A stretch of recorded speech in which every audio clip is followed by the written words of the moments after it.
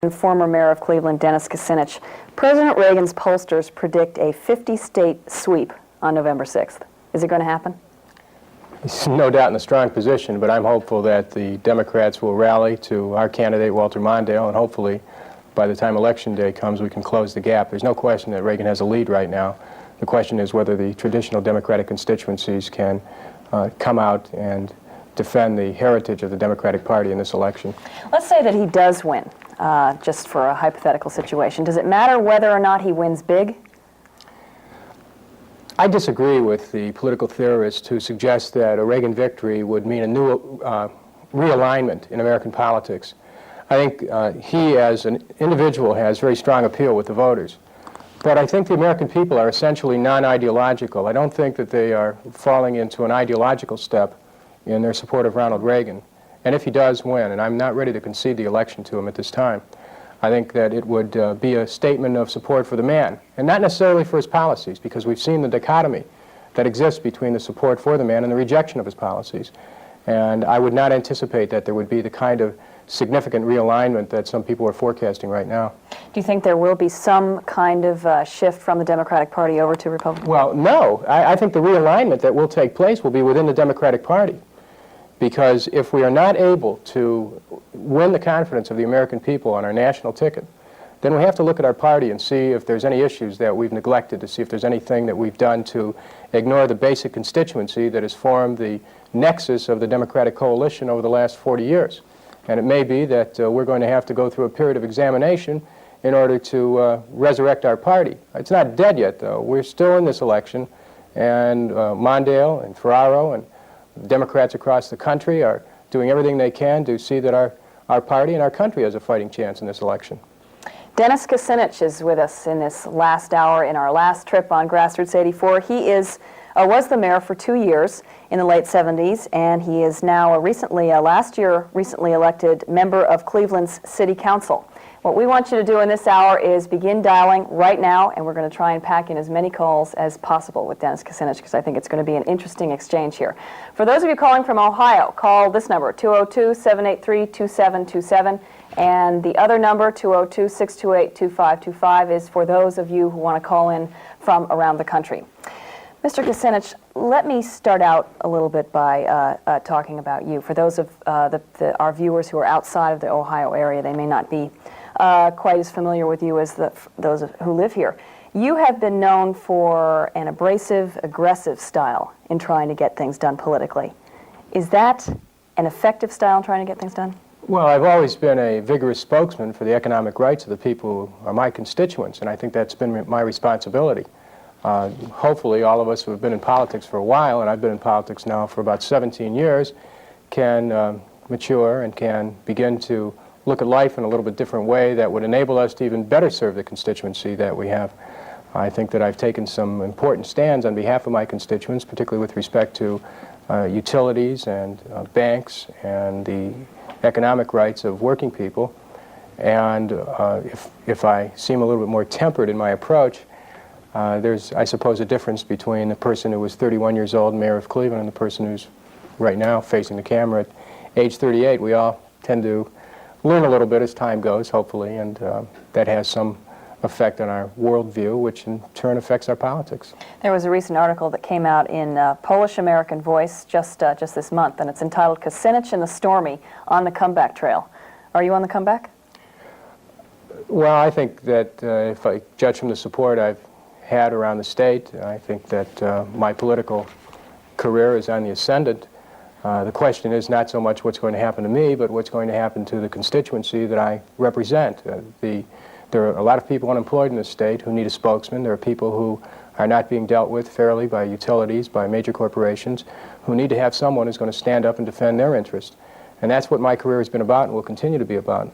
I think that as long as I continue to serve that constituency, which has been so important to me, not just throughout my career, but throughout my life, then the possibilities for political advancement will be there, not because of anything that I may have or possess as an individual, but because of what the needs are that are out there that I will speak to, and that I will continue to vigorously address, such as, unemployment, the need to protect our industrial base in this country, the need to bring about a fair distribution of the wealth in America, which I think is probably the #1 issue.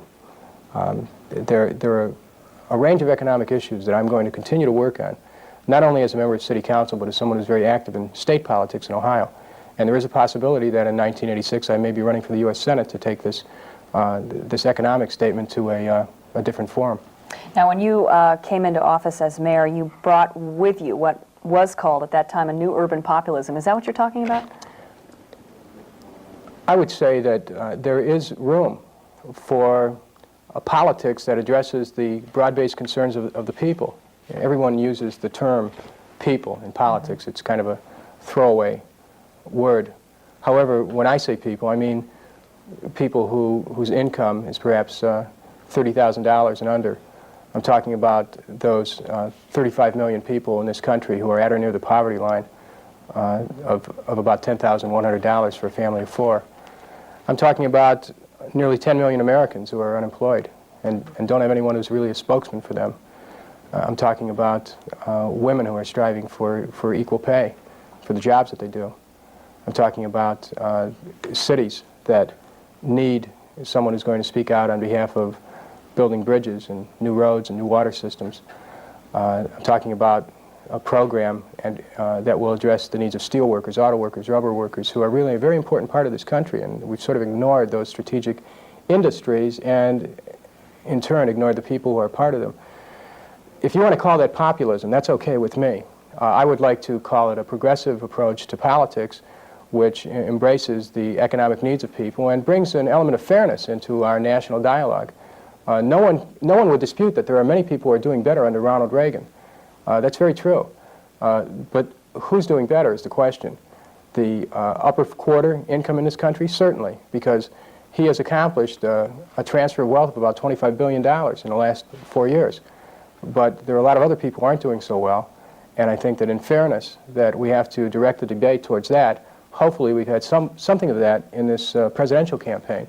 But whether we've had enough of it or not, we will continue to have that if Reagan is reelected or not. I think there needs to be a discussion in the Democratic Party about what our party can do to go back to that constituency that's been the backbone of the party and to go forward with a program for a full employment economy, to do something about the trade deficit in this country, which right now is approaching about $140 billion, which has a direct result to unemployment in steel, rubber, primary metal industries, copper, textiles. These are all issues that link up to money, that link up to quality of life. They're issues that I'm working on. And again, if you want to call it populism, fine, I'll take that as a compliment. Dennis Kucinich, we go to the phones. Palm Harbor, Florida. Good evening. Thank you very much. Well, you need to turn down the sound on your television set because we're hearing an echo. I consider myself a liberal Democrat, a liberal Democrat, and I was transplanted from New York I lived in New York 60 years. I'm 65 years old, and I want to address myself to the issue: is President Reagan too old to run for election? I don't think he's too old. I think he's incompetent. About a week before the first debate, the St. Petersburg Times had an article by Ron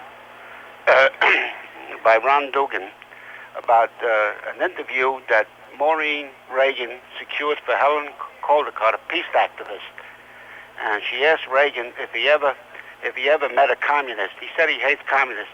She asked him if he ever met a communist. He said no. He never met a communist. And she writes, he really does hate Russians, and America is totally good. America is the great white good country, and think what Hitler did. Reagan has legitimized hatred. It's okay to hate the Russians. That's what Hitler did. It was okay to hate Jews and communists, and it's to that end he killed 50 million people. Thank you very much. So caller, what do you think of that? What? Caller, can I ask you what your point is then? Well, I want Mr. Kucinich to address himself to the idea that I think the age factor doesn't count, but I think that Reagan is incompetent to run this country. Well, first of all, let me say that so that I can check my code on the way in here, I'm a supporter of Walter Mondale's, and so you have to keep that in mind, anything I say about Mr. Reagan. I don't think he's incompetent. I don't think he's too old to run the country. I think his policies have been grossly unfair to many Americans. And that, I think, should be the issue, to focus on the policies. I think it's a mistake, tactically and politically, to focus in on Ronald Reagan's age or to suggest that he doesn't know what he's doing. There are a lot of Americans who believe that he does, and there's something about the man that suggests that he does have a certain assurance. In his heart, he may be wrong, but he certainly functions out of a belief in what he's doing. And even though he may be a bit more ideological than the rest of the country, people support him because they believe that he believes himself. It's necessary to try to get to the root of Ronald Reagan's support, to try to really determine how is it that this man could have so much support despite the fact that his policies really are hurting a lot of people. And I think you have to explore the personal dimension here, and you have to understand that this is a man who has enormous personal power and has personal appeal. It's too facile to just write it off as saying that the man is incompetent, that he's too old. No, I think we're looking at a unique political phenomenon here, and we're not going to learn anything about it unless we really focus in on the man and try to see exactly what it is that people are picking up about him. What they're picking up is a statement about not only America, but about themselves as well. And we're getting a different view of America here.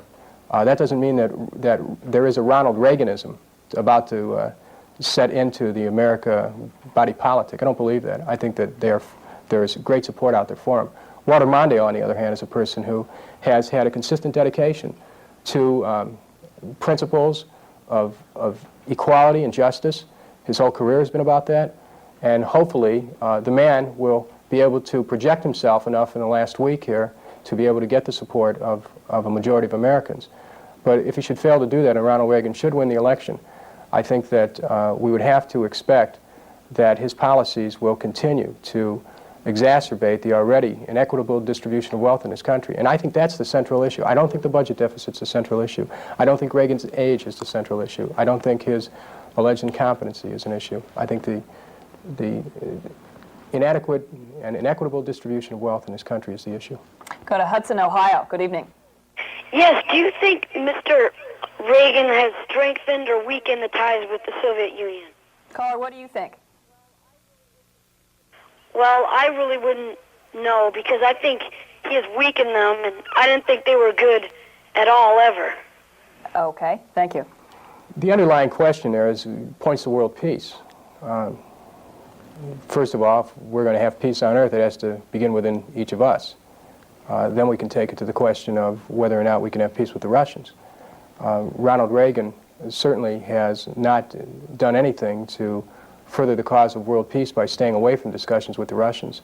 It's a fact of life that the Russians are here. They're one of the powers on this planet. We cannot ignore that. We have a different way of life in this country, which we must preserve. But we cannot preserve it by simply trying to pretend the Russians aren't there. I think that Ronald Reagan would have better served the country if he had opened up strategic arms limitations talks again in a meaningful way, and not just had a few meetings to talk about whether they're going to talk.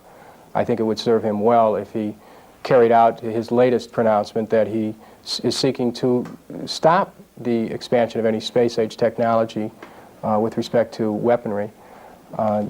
Ronald Reagan right now is at the head of the most powerful nation on earth. And when you are the most powerful nation on earth, you do not have to ignore any nation, anywhere. If we are the most powerful nation on earth, then we are in a position to reach out to other countries and to try to bring peace with open hands. There's no need to do this, because you do that out of fear. Why should America be fearful with the tremendous resources that we have? And Ronald Reagan's foreign policy with respect to Russians has really been one that carries an underlying statement of fear. Fort Smith, Arkansas, you're next. Yes, hello.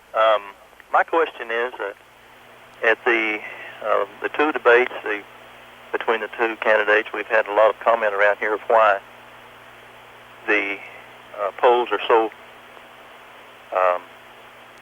far in advance for Mr. Reagan.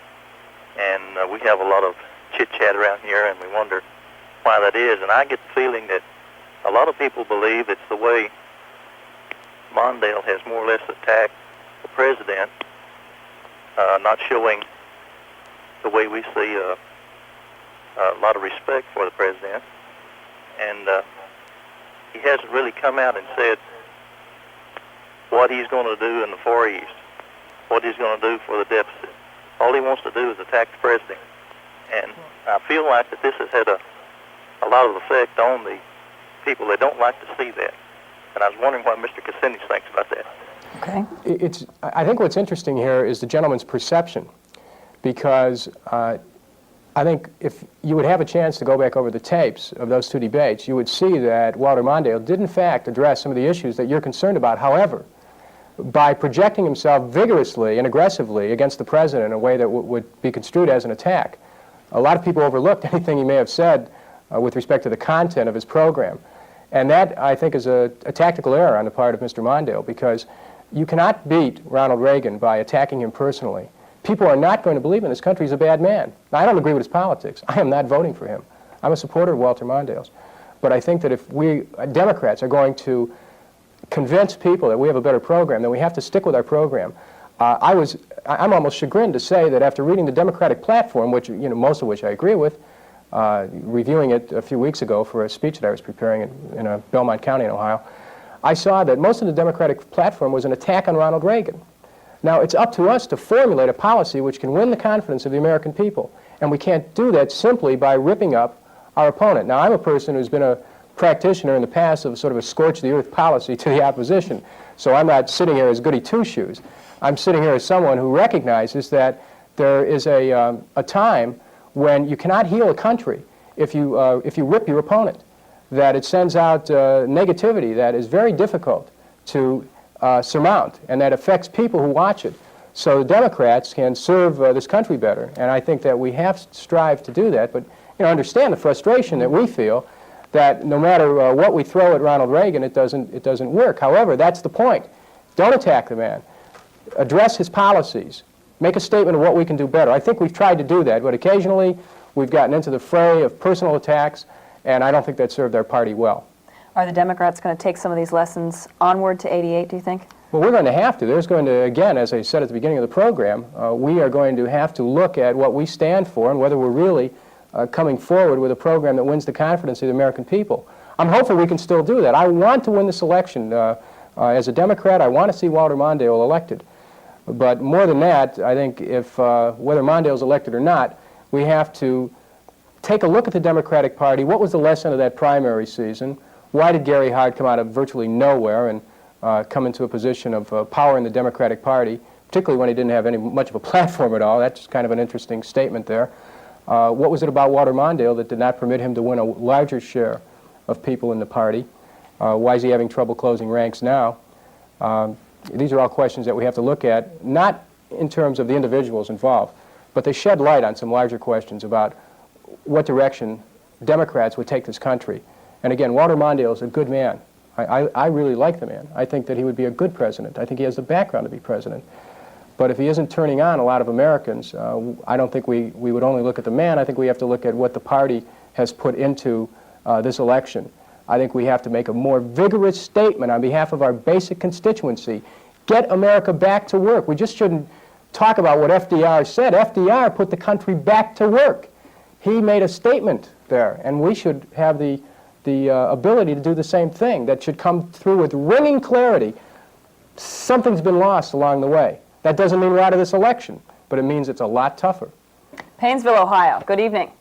Yes, I'm a Democrat by tradition, but I have to admit that for the past 4 years I've been better off as a 25-year-old voter.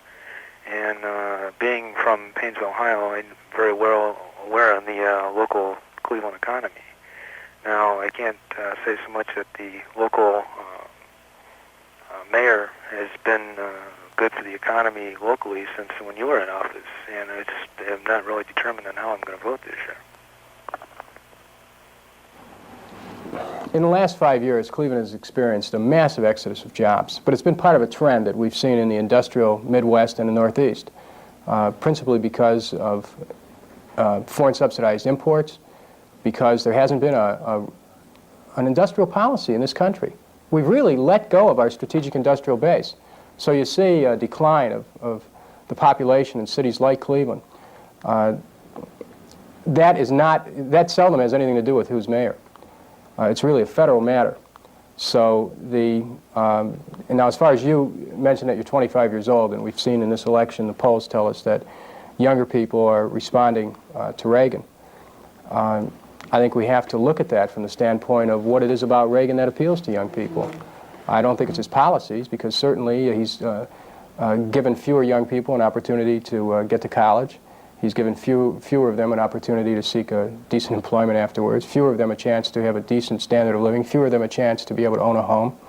So it can't be his policies. There's something about the man personally that people find appealing, and I think it's in the nature of his character. There's some strength that people perceive there, something that goes beyond what we like to articulate as ordinary politics. And that might be something that we'll be discussing long after this election. But I think that if young people do support Reagan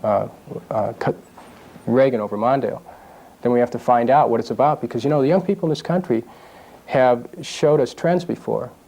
In the mid-'60s, they were the ones who paved the way for Lyndon Johnson to leave the White House. In 1968, they were the ones on whom Gene McCarthy lofted his campaign. They were the ones in whom Bobby Kennedy sped towards a finish line. They were the ones in 1972 who carried George McGovern to the nomination with the strength of their support. They are a force in American politics. Something's happened. The Democratic Party has become so used to relying on basic constituencies. The youth, they're not there right now, according to the pollsters. Blue-collar, ethnics, they're not necessarily there. What's happened? We have to ask those questions, and I think it might go not only to an economic statement, but it might be, in a sense, a statement of the tremendous power of Reagan's personality. Dennis Kucinich with us the next 30 minutes. He's a member of the City Council here in Cleveland. We go to Los Angeles. Good evening. Okay. Good evening. Mr. Kucinich, I don't know if that's correct. You mentioned 2 or 3 times tonight that Reagan appeals to everyone so much. He's got great appeal. Well, he doesn't appeal to the people that really know him, like when he was governor of California. The first time I voted for him, and the second time he scared me to death. I tell you, I was trying to raise children by myself and educate them, and he was just absolutely, I suffered, in other words, and I'm scared to death now, and so he doesn't appeal to us that really know him, so be very sure of that. And then Mondale, I feel... Tell us how you've suffered. Pardon? Tell us how you have suffered under President. Because he raised our taxes. He was always throwing big parties, you know, and spending a lot of money, and he just was. It was very hard on the working people, just very hard. And my taxes went up just like they have since he's been president. I have to pay more taxes now the minute he was in because of a tax table or something, the same accountant and everything, you know. And so I have had to pay more taxes, and he's just bad news for anybody that, because he doesn't understand what it's like to not have a lot of money, you know. And I feel that Mondale is more honest and compassionate, and you know, so I just feel that he'd be much better for us. And now there's one other thing I want to mention. I'll hurry. And it's off that thing, but it's in regard to this execution that's going on in the morning. This is a political execution.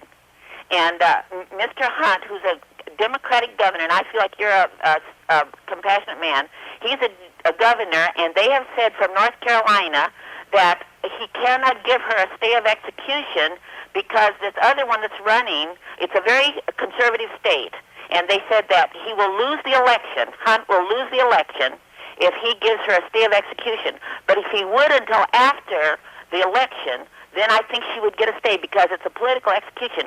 Now, I also want to say that I'm not against capital punishment, but in this case, we've got people here in California that have murdered 3 people that they're going to let out. And every time they let them out, they'll say, I'm going to kill again, and I'm not going to promise you. But she's not that kind. And I have to say this for her, that I hope respond to that. Well, first of all, with respect to Reagan in California, I've had a chance to visit many cities in California. I've had a chance to read a book that was written by former Governor Edmund Brown about Ronald Reagan, where he said that if Ronald Reagan became president of the United States, it would be the worst thing that ever happened to this country. I think that the caller's concerns are well intended, and I also think that there's probably a lot of evidence that suggests that there are many people in this country who have been hurt during the Reagan administration's term. The elderly, people on fixed income, people who are working in the industrial Midwest or trying to, steel industry, and I articulated a number of other industries that are being hurt.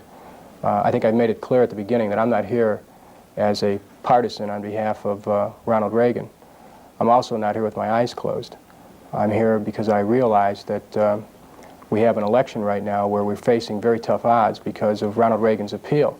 He may not appeal to you, ma'am, and I could understand why. And he's not appealing to me with respect to his policies, because I object to his policies. I would like to see America take a different direction, which was fair for more people, because it's not fair right now. However, we cannot ignore, if we're trying to figure out what's happening in this election, we cannot ignore the fact that he does have an appeal. We have to try to figure out why. And in that process, we learn not only about Ronald Reagan, but more importantly, we learn about America. We learn about the American people. So as far as your question on capital punishment, that's a little bit outside the scope of this discussion here, and I really wouldn't care to get into that issue. Go to Youngstown, Ohio. Good evening. Mr. Kucinich. Go ahead, sir. Yes, please, go ahead. I'd like to ask your view on crossover voting. Repeat that, caller. We had a little trouble. Crossover voting? Oh, crossover voting. Yes. Now, by that, do you mean Democrats who can vote Republican in a primary? Mine is Republican voting Democrat. Or a Republican who can vote in a Democratic primary? No, in general. Okay, just in general. Well, in a general election, people are free to vote Democrat or Republican. I'm hoping this year they're going to vote Democrat. Whether they happen to be Democrat or Republican, we vote for whoever we want in a general election. In the primary election, there are various laws, state by state. Ohio has a law that if you are a Republican and you vote in a Democratic primary, you change your registration. You have to wait, I believe, 5 years before you can go back to the original party that you were at. I'm not opposed to people having a certain amount of mobility or flexibility in their political choice. That's what America's all about, having a choice. And I just hope that people have more choice in this country. I would submit that in the case of the Reagan administration, Americans have fewer choices because of the increased concentration of wealth in fewer and fewer hands. Youngstown, I don't know if you're still there. Did that take care of your question? No. Can I tell you why? Can I tell you why? Yeah, go ahead. Mr. Reagan's helped mess our valley up. He helped mess Buffalo up. And he never showed up in the primaries. He never showed up here in the general election. And Mr. Mondale, and he's denied that he's taking cuts out of Social Security and a few other things that I'm really disgusted with what he's done. And then not even 48 hours after Mr. Mondale was here in town at Youngstown State University, his prime minister, Mr. Republican himself, Jim Rhodes, comes up and says everything that Mondale had to say was a complete, more or less like a lie. Well, you know, it's a fact, and Walter Mondale, actually, if I remember correctly, in Youngstown had to admit that he wished he would have done more for Youngstown during the Carter administration. It's a fact that Reagan has ignored Youngstown. If you want to look to any city in America that is more symbolic of the neglect of the Reagan administration, look to Youngstown, Ohio. Look to the steel mills that have been closed. Look to the fact that the Reagan administration let U.S. Steel close those mills in the Mahoning Valley. Look to the fact that the Reagan administration permitted the deal on Marathon Oil, where U.S. Steel would not invest to protect the mills in the Mahoning Valley, but they had $6 billion to buy Marathon Oil. There's no question that the Reagan administration's policies have been very damaging in the Mahoning Valley. However, I think as many people in the Mahoning Valley know, the Carter administration wasn't any great shakes either. I mean, I can't be here as a shill. The fact is that both parties haven't done enough to protect our strategic industrial base, that we have to come forward with a program that protects steel from the heavily subsidized foreign imports, that protects primary metals from our trade policies. Right now, our trade policies are not protecting America. We should have an America First trade policy with domestic content legislation, stiff tariffs and trade quotas. We clearly have not taken a position, and Ronald Reagan's stand is to say, well, let the industries decide what they want to do. Make it a voluntary, and if you use voluntary controls, you can kiss off any chance of ever opening up a steel mill again in Youngstown, and you can look at LTV in Cleveland and wonder if they're going to be around in a few years. We've got some real problems where subsidized foreign imports have wiped out one of the most important industries, not wiped out, but have seriously damaged one of the most important industries. If we were able to reduce steel imports by 1/4, we'd have 40,000 people go back to work. I know the frustration the people in the Mahoning Valley have, but the Democratic Party, I'm glad that Mondale was in the Mahoning Valley stating that he wants to do something now. And I think that's good because he's saying more than Ronald Reagan is, no question about it. And that is probably, if you want to know where the future of America is going, look at Youngstown. And it's good that we're getting calls from there, because look at Youngstown. Because if we can't bring back a community like Youngstown, then we're making a confession that we're writing off a significant part of this country. San Angelo, Texas. Go ahead, please. I want to make a brief statement or read you from the October issue of Town and Country. Mr. Reagan said in 1980, "My first thrill tonight," cried Reagan just before giving his acceptance address, "was to find myself for the first time in a long time in a movie in prime time." I think Mr. Reagan's been on a world stage ever since then. My thinking is, and suggestion would be, for Mr. Reagan to come out of the chute on his horse sometime between now and the election with his coattail flying and his pockets open in the John Wayne style which he enjoys, with his 3x5 cards flinging in the air, and have a press conference and answer all the questions that people ask him. It might allay the concern that is expressed and felt that he is unable, that they've kept him too wrapped up, and that he is unable to answer questions. And Okay. I want to say, I'm real excited. I love C-SPAN and watch it all the time. Great, thank you. Well, there are some people who might suggest that that's how he got elected in 1980. You think so? Well, there's some people who might suggest it. The point is that Americans knew he was an actor when they elected him. He didn't represent himself to be anything else. We're perhaps one of the few countries in the free world that would elect an actor to be our president. But that's not to disparage actors. It's a tremendous profession. But we knew Ronald Reagan was an actor when he was elected in 1980. And we certainly, in some cases, have not seen much to change our mind about his chosen profession. The question is, though, is he acting when he's president? He may be, but he believes it's real. A lot of other people do, too. Let me take something you said out of this interview you did with the Polish-American Voice and have you talk about it a little bit. You said, "We must stop deifying government. The government tried to set itself up like a church, which is very dangerous."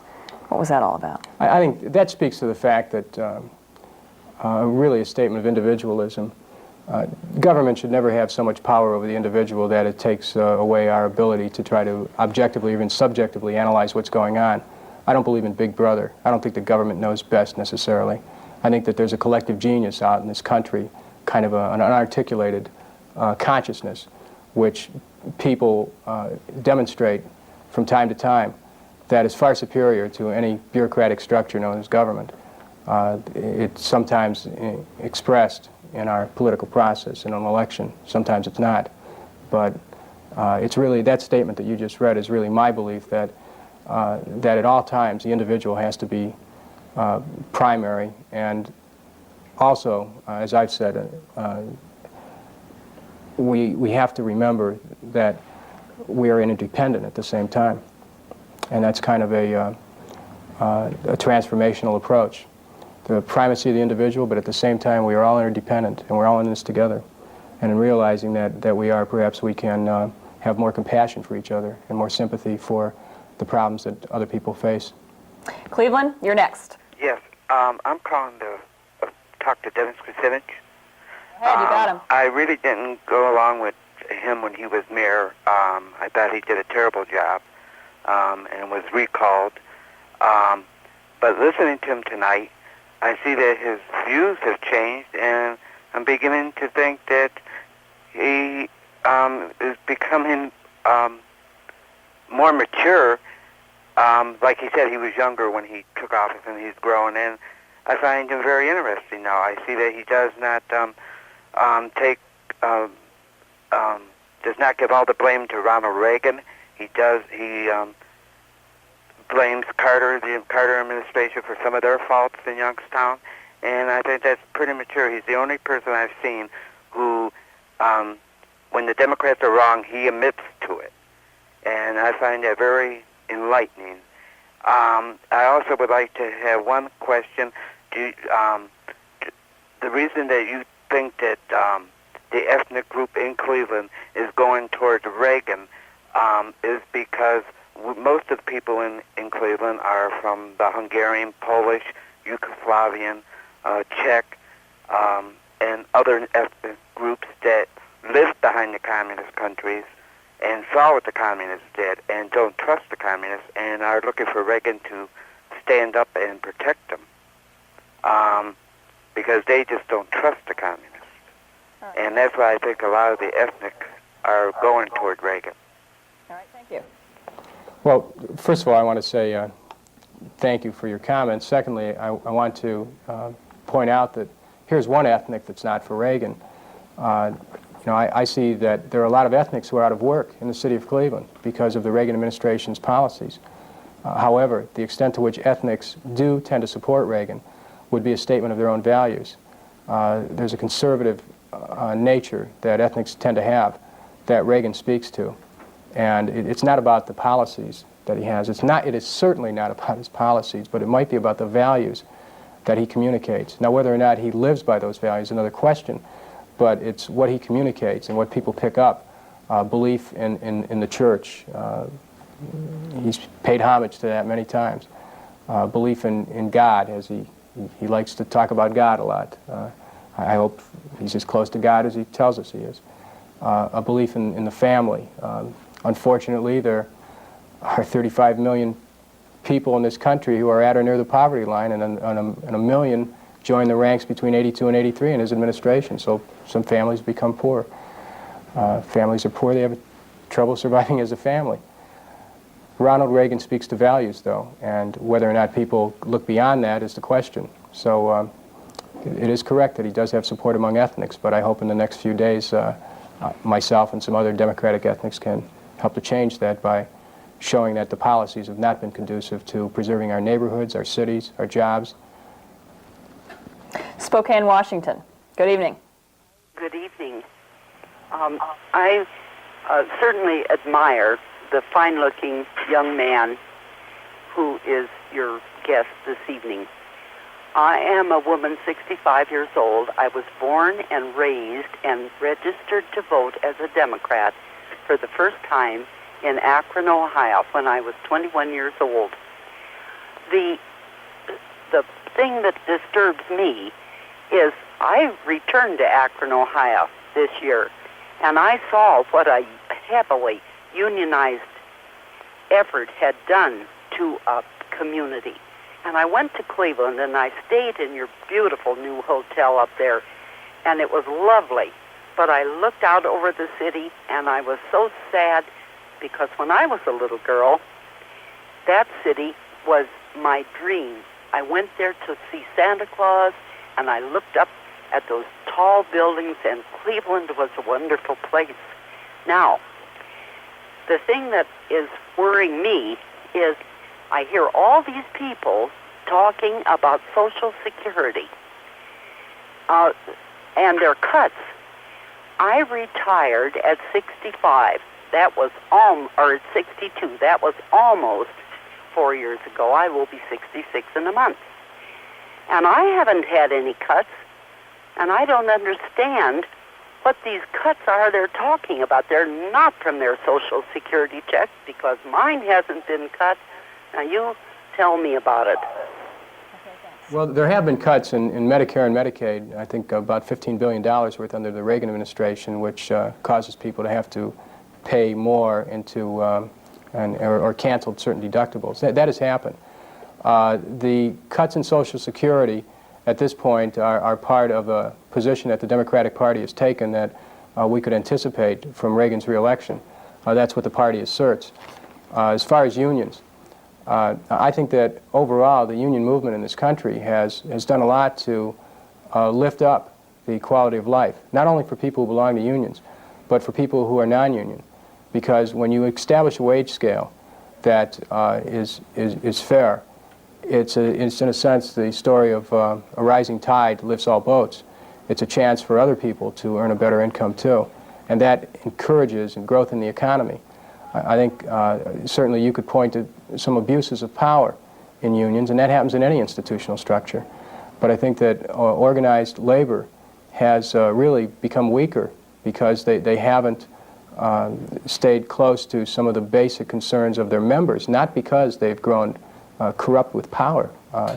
I think there's a time in this country where we're learning that unless we have more involvement in the planning of this country from working people, we're going to find that our economy is not going to be a just one.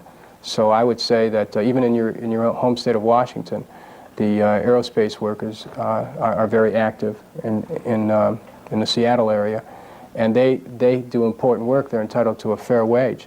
I would say that people in Akron who worked in those rubber plants, rubber industry didn't go down because of the wages of the rubber workers. It went down because of changes in consumption, changes in production of automobiles, went down because of imports, went down because of trade policies that were adverse to the interests of American people. We are winding up our last stop here in our trip across the country over the past 2 months, and we've been stopping in. This is our 14th out of 14 cities. But we have lots more coming up. We're going to be bringing you the best of grassroots this coming weekend, starting on Friday at 10 a.m. Eastern Standard Time. It'll go all day Saturday, all day Sunday, and almost all day Sunday, or all day Sunday and almost all day Monday. So we've got lots more ahead, and for those of you who missed some of our activities in some of the other cities, you'll be able to see quite a bit of it this weekend, so make sure and join us. We go back to Ohio. Findlay, go ahead. Yes, I've enjoyed C-SPAN and the coverage of the political situation for the last year, and I just want to extend my appreciation for this coverage. However, I think after all thinking Americans go into the voting booth next Tuesday, they should really think it out and vote for Reagan for another 4 years, and let's make some progress with Congress backing him and come up with some good future laws and progress. Caller, tell us why you think that. I think it can be done under the Reagan administration. Why? Well, his policies have been such that business is still expanding. We have to have an expanding business. The government can't do it all. Under Mondale, I feel we're going to go back into more government controls. We've got away from so many government controls now that business is allowed to advance and make employment for the people who are out there yelling, well, I'm not employed. There's plenty of chances. Just give us a chance. Okay, thanks, Finley. I think, again, we get into a question of perception here. And the gentleman has a perception which is shared by many people that business is expanding. However, in the state of Ohio, we've had more small business failures in this state in the last year than at any time since the Depression. I had a chance to go from county to county in 1982 when I ran for Secretary of State in Ohio, and I saw long unemployment lines, bread lines, cheese lines, soup lines, and business in Ohio has not been doing very well. Not only the small business, but many of the big businesses as well. Reagan's massive budget deficits do a lot to freeze the amount of money that ordinarily would be available to the private sector to expand the economy. The economy right now is at a point where right after Reagan's election, I think we could anticipate an increase in interest rates and an increase in unemployment and a long-term decline. There is a business expansion. It's been in the area of multinational corporations who happen to hang their hat in this country and in a few other countries who do not fly their flag under the red, white, and blue, but who fly their flag under the color green. Yes, they have expanded, but sometimes at the cost of jobs in this country. I'm not really sure that the expansion of business is any kind of a long-term trend. I think even Wall Street has had some nervous sessions during the Reagan administration's tenure, and they're not really excited right now about what's going to happen within the next 2 years, because when you look down the road, it is impossible to sustain even the appearance of growth with massive budget deficits. It's impossible to sustain the appearance of growth when you're looking at an economy that does not allow for almost 10 million people to participate with their labor. So you may have that perception right now, and I wouldn't contest the fact that that perception is shared by many people. But the reality of it, I think, is about to be visited on the American people within the next few years. Sarasota, Florida. Good evening. Hi, I want to talk about the polling. Okie doke. I don't believe much in it. A while back, one of the networks, the 3 networks, had a polling on the 900 number. You know, one for Reagan and one for Mondale. I tried all evening and until 3 o'clock in the morning to get through to vote for Mondale. In the meantime, I thought, well, wonder if Reagan is really getting all these votes like Mondale is. So I called that number. I got right through. Believe it or not, I gave Reagan 3 votes that night because I got through 3 times real easy, but I could not get through to Mondale. But the next day, it came out that Reagan had 60-some% and Mondale only had 20-some%. So somebody tell me what's going on with the polling. Okay. Okay. Well, ma'am, I think you just gave America a lesson in stuffing the electronic ballot box. I think that we have to maintain a certain amount of skepticism about call-in polls. They really measure the intensity of the feelings of the people who happen to be listening, not necessarily representing a cross-section of the country. I think the race for the presidency is a little bit closer than most people have been representing it to be. There's always people who do not want to state their preference, and often we see that races that appear to be runaways somehow take a turn, and they appear to be very dramatic. You're the ones out. You the people out there know what's going to happen in this election. The question is whether or not the pollsters do. They may have an indication that Reagan has a lead. I think that's probably true. Can Mondale catch him? I think it's possible. I think it's possible. Our last call tonight, Van Buren, Ohio. Go ahead. Thank you, and good evening. I really enjoy C-SPAN. It's the Finley C-SPAN. And the guy from Finley that was just on here is the general part of the Finley and Hancock County area. I am a Democrat. I'm originally from Mansfield. I watched Dennis's complete career from the time he first run up there in Cleveland, I think for council or whatever. I also know Mr. Brown, Sherrod Brown. He's a good friend of mine. And I just want to tell you, keep the good work up. Don't be afraid to admit you're a Democrat. There's too many of them running around here, and they say I'm a Democrat, but I don't support the national ticket. To me, that's not a Democrat. I won't vote for one of them. So just say congratulations to you, Dennis. Good luck. Hang in there. And the gal there on C-SPAN, I watch her and enjoy her very much. And we really enjoy C-SPAN up here. Thank you, and good evening. My goodness, what a great way to end Grassroots 84 and this program and everything.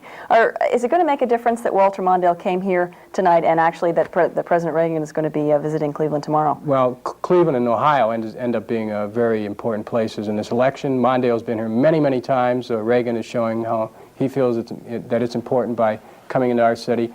Certainly what happens in Ohio is important in terms of the electoral votes, and what happens in Cleveland is pivotal. If Mondale could come out of Cleveland beating Reagan 70-30, I think there's a chance to carry Cuyahoga County by 125,000, 150,000 votes. He does that, he might win Ohio. So that's what we're hoping to do.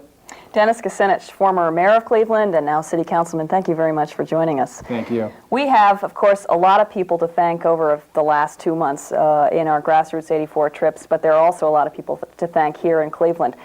I'm going to start. I hope it won't take me too long. John Piety, director of the Grasselli Library at John Carroll University, which is where we've been set up for the last 3 days, doing these call-in programs, and Wally Gunther, also of John Carroll.